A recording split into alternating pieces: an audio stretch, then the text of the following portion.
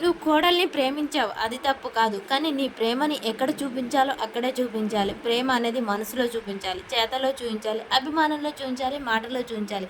కానీ నువ్వేం చేసావు? అంతకు మించి ప్రేమించావు. నీ కోడల్ని అందలం ఎక్కించావు. నువ్వు సింహంలా ఆ పీఠం మీద కూర్చొని ధర్మం చెప్పేదానివి. అలాంటిది ఇప్పుడు నీ కోడల్ని అధికారంలోకి దించావు. నువ్వు నేల మీద నిలబడావు. ఇప్పుడు నీ కోడలు మనసు రెక్కల గుర్రం లాంటిది. అలాంటిది తను పెళ్లి కోరుకుంటే తనని ఆపేదెవరు? అడ్డు చెప్పేదెవరు? తన మనసుకు నువ్వు ప్రేమను అందించలేవు. మనిషికి అందించొచ్చు, కానీ మనసుకు అందించలేవు. తన మనసు పెళ్ళే చేసుకోవాలంటే అప్పుడు ఏం చెప్తావు? ఎవరికి సర్ది చెప్తావు? ఏం చేస్తావు?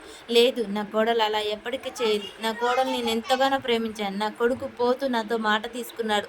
అమ్మ, నిన్ను చూసుకున్నట్టే నా సింధూరాన్ని చూసుకో అని చెప్పాడు.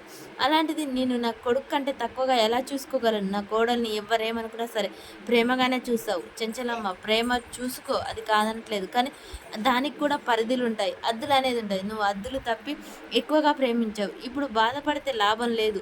లేదు, నా కోడలు నా మాట వింటుంది. నన్ను అలా చేయదు.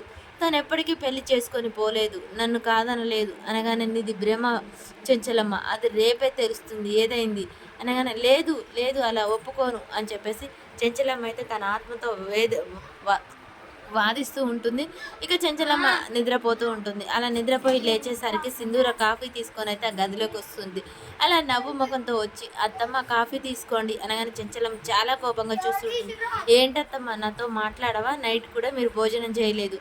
ఇప్పుడన్నీ కాఫీ తాగండి, కాఫీ తాగి ఫ్రెష్ అయ్యి కిందికి రండి, నేను టిఫిన్ ఏర్పాటు చేస్తాను అని చెప్పగానే చెంచలమ్మ అలా కోపంగా చూస్తుంది. అత్తమ్మ, నాతో మాట్లాడరా అనగానే చాముండి అని గట్టిగా అయితే అరుస్తుంది. మరి సింధూరాన్ని ఇక నుంచి దూరం పెడుతుందా?